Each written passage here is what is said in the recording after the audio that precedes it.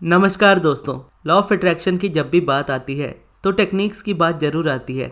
और law of attraction में बहुत सारी टेक्निक्स है जिसके थ्रू आप डिफरेंट डिज़ायर्स को डिफरेंट तरीके से मैनिफेस्ट कर सकते हो। लेकिन मोस्टली लोग जो लॉ ऑफ अट्रैक्शन फॉलो करते हैं उनके लिए टेक्निक्स वर्क ही नहीं करती, जबकि वही लोग जब दूसरों की लाइफ में देखते हैं तो सेम टेक्निक से उनको कितने अच्छे रिजल्ट्स मिल रहे होते हैं।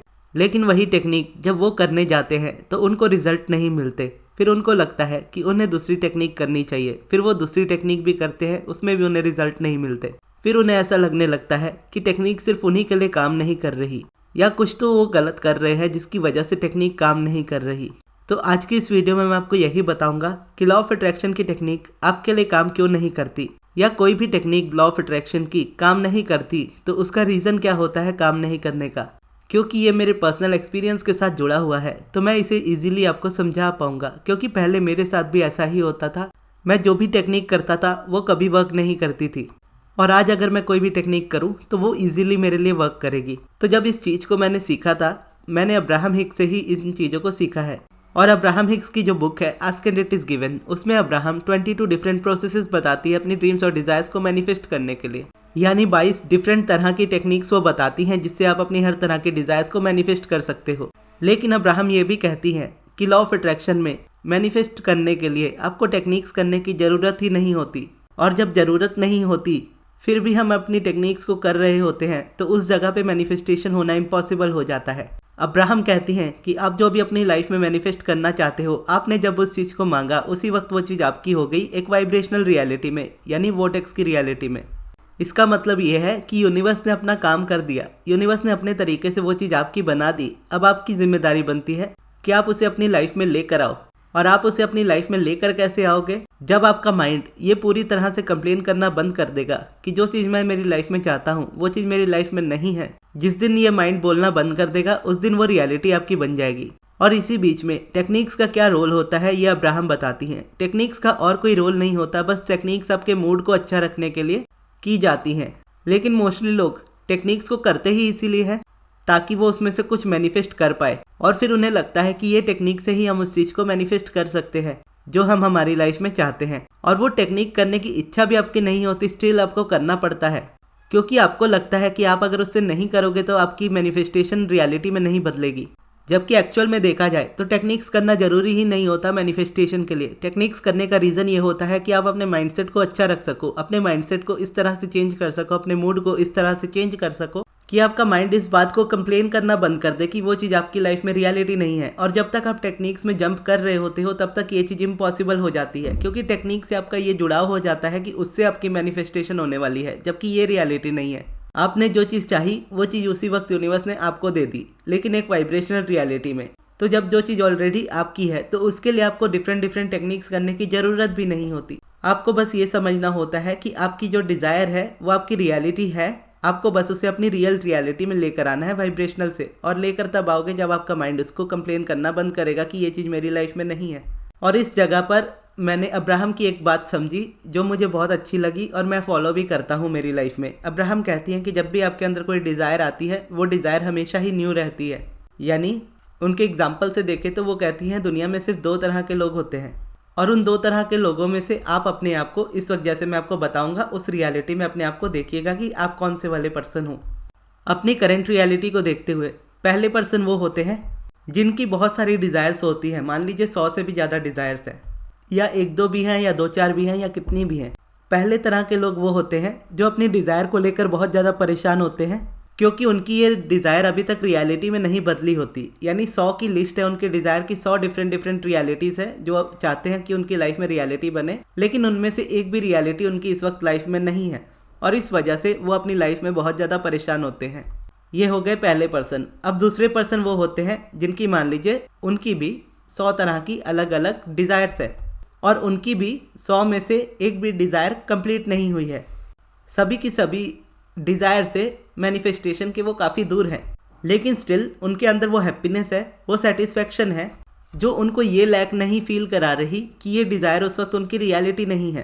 पहले पर्सन वो होते हैं जो ये समझते हैं कि उनकी इतनी अनफुलफिल्ड डिज़ायर्स है, इसका मतलब है कि वो अपनी लाइफ में कुछ ऐसा गलत कर रहे हैं जिसकी वजह से उनको वो चीज़ उनकी लाइफ में नहीं मिल रही जो वो चाहते हैं। वहीं दूसरे पर्सन वैसे हैं जिनको पता है कि उनकी लाइफ में इतनी सारी डिज़ायर्स हैं लेकिन उसमें से एक भी अभी कंप्लीट नहीं हुई है।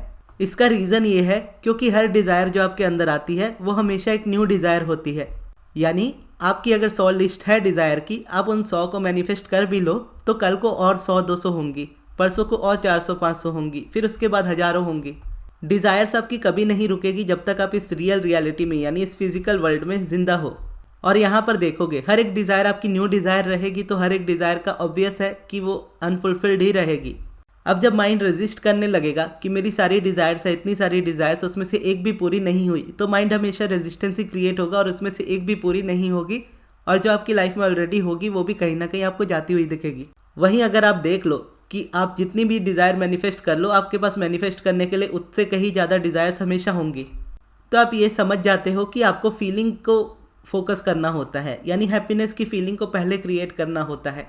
क्योंकि दोनों तरह के पर्सन की लाइफ में डिज़ायर्स पूरी नहीं हुई है, लेकिन दोनों में अगर कोई डिफरेंस है तो वो जस्ट फीलिंग का डिफरेंस है। एक पर्सन परेशान हो जाता है कि उसकी डिज़ायर अनफुलफिल्ड है, एक पर्सन खुश होता है कि उसके अंदर वो डिज़ायर न्यू आई है, मतलब वो उसे मैनिफेस्ट कर सकता है। अब ये देखा जाए तो एक्चुअल में बहुत ज़्यादा सिंपल टॉपिक है, लेकिन मोस्टली लोग इसमें कंफ्यूज हो जाते हैं। अब मैं इसको एक एग्जांपल के तौर पे आपको समझाता हूँ ताकि आप इसे और इजीली समझ पाओ। अपनी हर एक डिज़ायर की मैनिफेस्टेशन को आप ट्रैवल की तरह देखो। मान लीजिए आप इस वक्त दिल्ली में हो और दिल्ली से आप मुंबई में जाना चाहते हो और मुंबई से आप गोवा जाना चाहते हो और गोवा से आप केरला जाना चाहते हो और केरला से आप फिर लक्षद्वीप जाना चाहते हो। इस तरीके से आपने अपना प्रोग्राम बनाया है ट्रैवल का।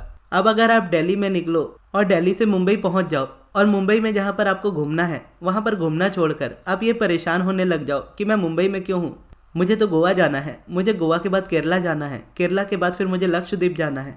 जबकि आपको देखना ये चाहिए कि आप दिल्ली से निकले थे, आपकी एक डिज़ायर ऑलरेडी मैनिफेस्ट हो चुकी है, आप दिल्ली से मुंबई आ चुके हो। अब आपका काम है कि आप मुंबई में एंजॉय करो। जब आपका मुंबई दर्शन खत्म हो जाए फिर उसके बाद आप गोवा चल जाओ, और जब आप गोवा पूरी तरह से घूम लो उसके बाद फिर आप केरला चले जाओ, और जब आप केरला अच्छे से घूम लो फिर उसके बाद आप लक्षद्वीप घूम लो। ऐसे करोगे तो आपकी सारी डिज़ायर्स एक एक करके मैनिफेस्ट होती जाएंगी। आप एक एक करके सारी जगह में घूमने चले जाओगे और उसके बाद फिर आप घर भी आओगे तो वहाँ पर भी जाकर आप ये परेशान नहीं हो रहे होंगे कि मैं लक्षद्वीप में क्यों हूँ, मुझे घर में होना चाहिए था।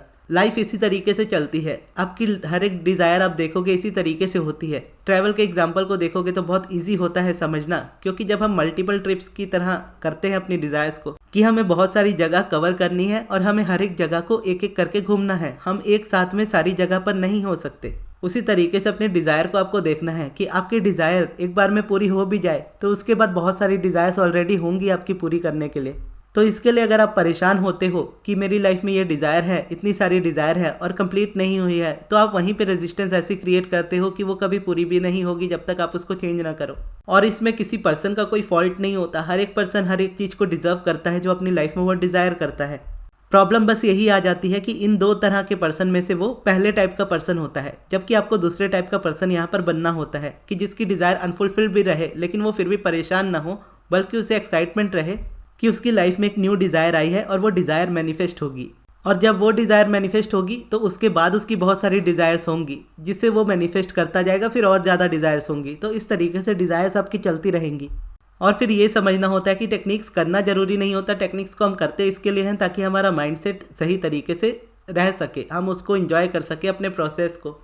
टेक्निक्स को आप इस तरीके से देख सकते हो कि आप ट्रैवल में निकले हो किसी एक जगह पे, जैसे दिल्ली से मुंबई का मैंने एग्जांपल दिया। आप मुंबई में निकले हो तो मुंबई में आप मान लीजिए फिल्म सिटी घूमने चले गए, तो वो आपके लिए एक तरीके से देखो तो टेक्निक्स करने जैसा हो गया। ऐसा नहीं हुआ कि आपने बोला कि मुझे मुंबई घूमना है, आप दिल्ली से मुंबई गए, आपने बोला मैंने मुंबई घूम लिया, अब मुझे गोवा जाना है।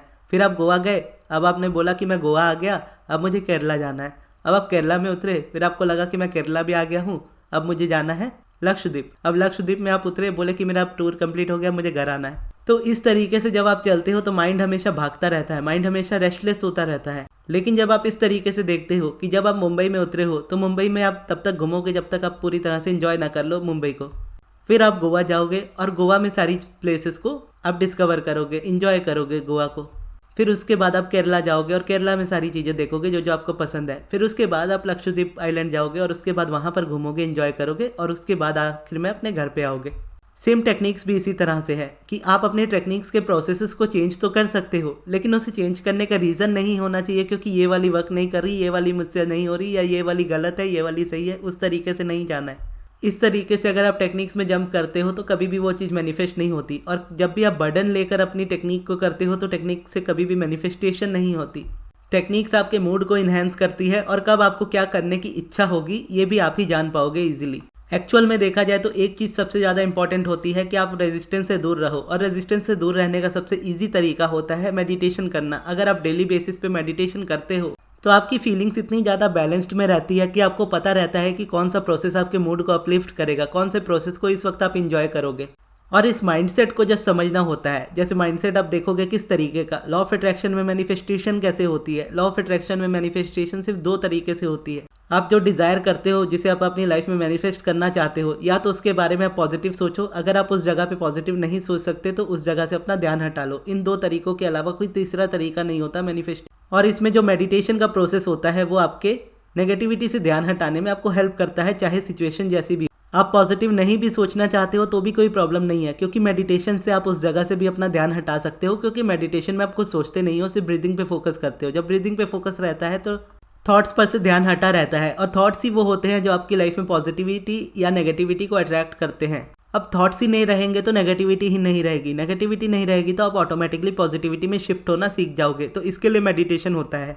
और वहीं दूसरे तरफ जितने भी बाकी प्रोसेसेस है वो हमें ये तरीका सिखाते हैं कि जहाँ पर हम पॉजिटिव सोच सकते हैं, जहाँ पर हम पॉजिटिव सोच पाते हैं, वहाँ पर हम कैसे सोचें। और जब हम कोई प्रोसेस स्टार्ट भी करते हैं तो उसको स्टार्ट करने का हमारे अंदर इंटेंशन जो होता है वो लॉन्ग टर्म होना चाहिए, क्योंकि हमारा माइंड एक पैटर्न में सोचता है, और पैटर्न देखोगे तो एक बिलीफ होता है, और बिलीफ और कुछ नहीं, सिर्फ वर्ड्स होते हैं या सेंटेंसेस होते हैं जिनको हम कंटिन्यू बेसिस पे रिपीट कर रहे आ रहे होते हैं। यानी आज आपकी लाइफ में जो आपका स्ट्रॉन्ग बिलीफ है कि मेरे लिए ये चीज़ इम्पॉसिबल है, या अच्छा बिलीफ भी क्यों ना हो, अगर वो बिलीफ है तो वो कहीं ना कहीं एक थॉट से ही स्टार्ट हुआ होगा, और उस थॉट को आपने बार बार रिपीट किया होगा, तभी वो बिलीफ बना होगा। यानी ये चीज़ मुझसे नहीं होती, लॉ ऑफ अट्रैक्शन मुझसे वर्क नहीं होता, लॉ ऑफ अट्रैक्शन मेरे लिए काम नहीं करता, या टेक्निक्स मेरे लिए वर्क नहीं करती, ये थॉट से ही शुरू होता है, फिर इसी का रेपिटेशन उसका बिलीफ बना देता है।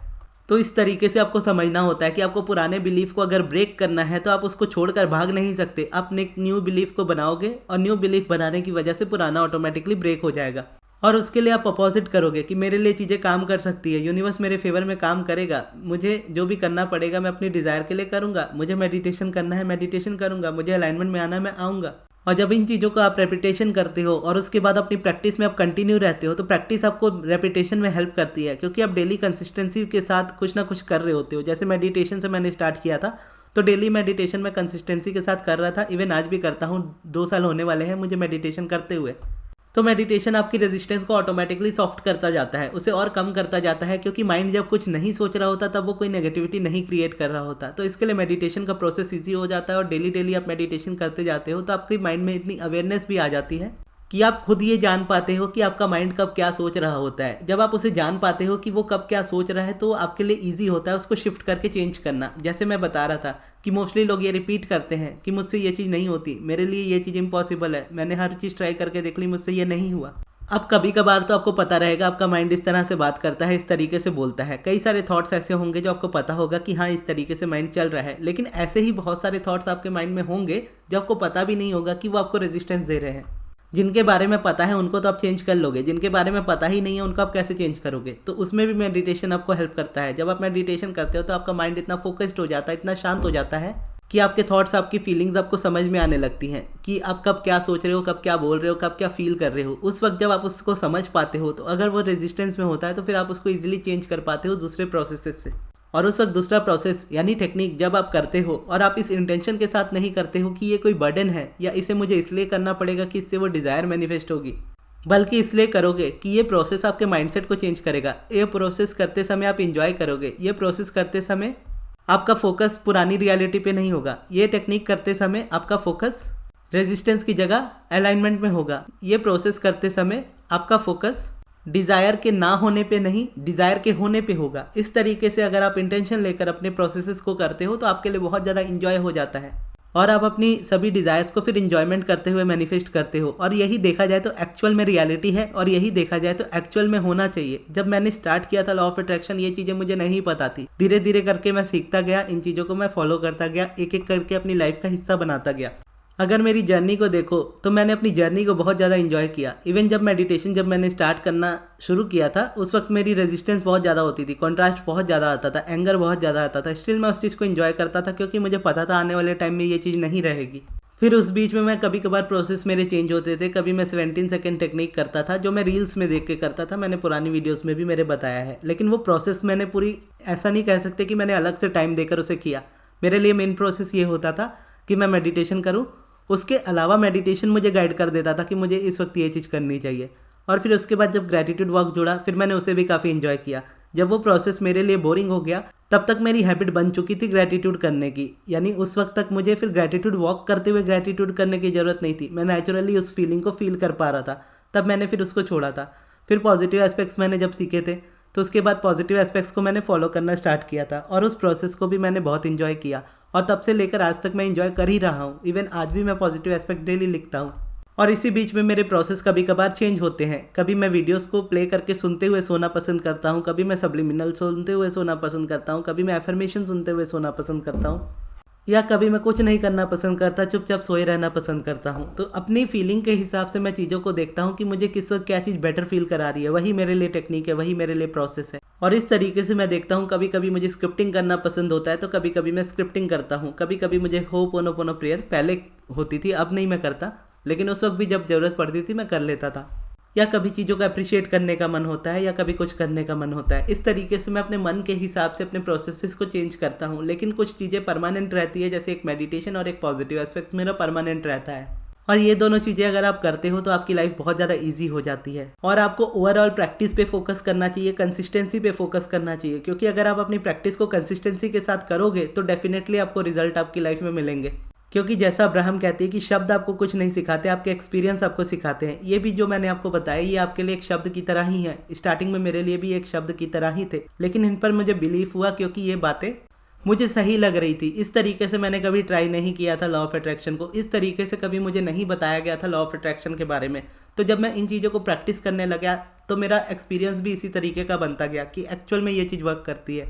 और यही आपको करना है। आपको सभी वीडियोस मेरे चैनल पर भी मिल जाएंगी, क्योंकि मैंने मेरी जर्नी को स्टार्टिंग से लेकर अभी तक कवर करते हुए लाया है मेरे चैनल पर, और आगे भी इसी तरीके से करता हुआ लाऊंगा।